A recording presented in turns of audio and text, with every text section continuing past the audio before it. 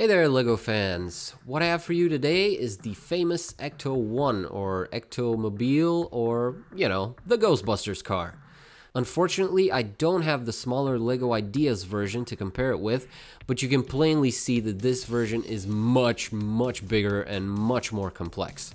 Just how complex, you ask? Well, you're gonna find that out soon enough.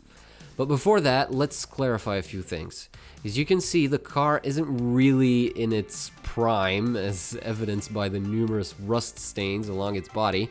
It is the same Cadillac Miller Meteor bought by Ray Stantz for the original team many years ago, but has since been abandoned in a barn where one day a team of young ghost hunters will find it and bring it back to life. Or afterlife. Get it? Anyway. We've just stolen their lead and rebuilt it a little sooner for you guys. Now that you've seen a general view of it, let's go over the details. Up front, we can already see some interesting things like the frontal grille, which uses over 40 minifig roller skates, a very cool idea, and some new pieces, namely these rounded corner bricks over here. The front axle has working steering, which can be controlled either using the steering wheel, which is a brand new part as far as I can tell, or the light up on the roof here. Both front doors have a brick printed with the Ghostbusters logo, while most of the other decorations are stickers, especially the aforementioned rust stains. In the back, you can see the fins with the brake lights, which look just great. And you can also appreciate the weird angles of some of these sub-assemblies, which are achieved using ball joints of all things. What's more than that, the trunk itself also hinges open using some very smartly placed ball joints, and I'll show you the inside in just a bit, I promise. The other side of the body looks almost identical, but there's a very important difference. The rear suicide door opens up to allow for a very cool feature. The seat extends out and is fitted with a proton pack and a particle thrower, or neutrona wand if you want to get technical about it, for busting on the go. You activate it by pushing on the opposite side of the car right here, and I just love how well it's blended in with the bodywork, so you can't even tell at first glance that it's there.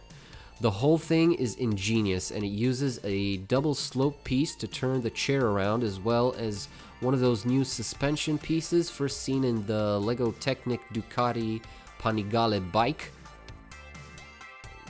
I honestly think this is the most fun part of the whole model and is always fun to see in action. Kudos to the designer. Since we're here, let's take a look at the dashboard if we can get enough light in there. And at the new huge windshield piece. This is a 6 by 14 by 4 bricks tall part with rounded corners, very interesting shape, and I can hardly wait to see LEGO use this in other large car sets. Underneath the hood is the 360 horsepower engine, and here you can also see part of the steering mechanism and the clever attachment of the front grille. Up top is a bunch of ghost detecting equipment and such, stuff that would make Jack and Parker from Hidden Side very jealous. And when the rear wheels are spinning, the radar and antenna start to move. Now notice how the radar rotates all the way around while the antenna only moves left to right, back and forth, using a crank mechanism which rotates both simultaneously. Just wonderful to see it in action. Now the roof wasn't exactly made to be detached, which is a shame, but it's also understandable. I mean, with all the wires and conduits running from it into the body. But I am going to do the unthinkable and tear it off so you can see the interior better.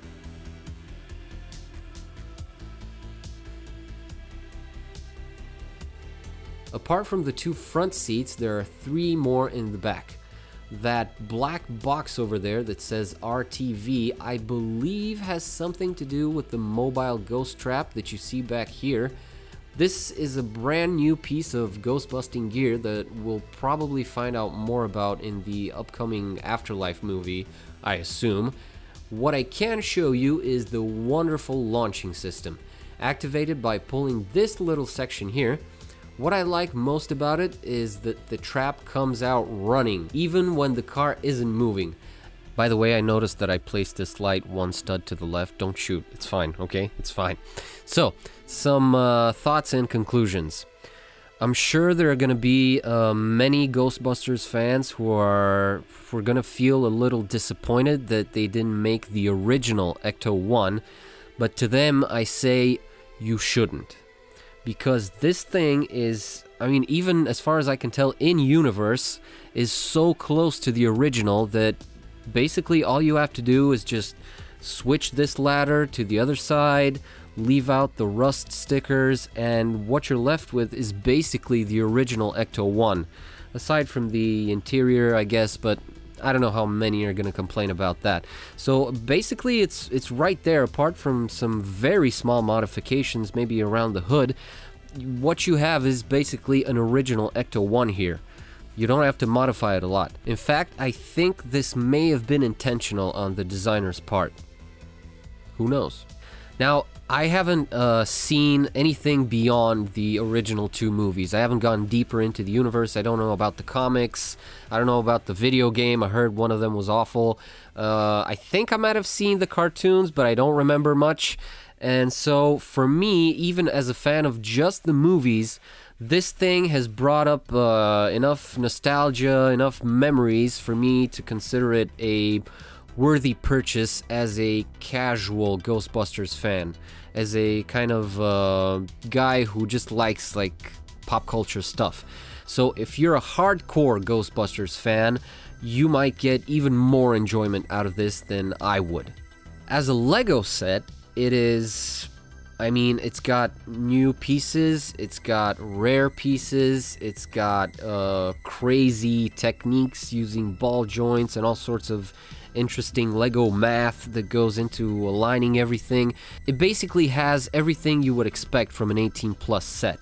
So that being said, the extra addition of the steering mechanism also means that it's pretty good as a toy. I mean, you can play with it. The turning radius is a bit big, but there's nothing stopping you from playing with it around on the carpet or things like that if you want to.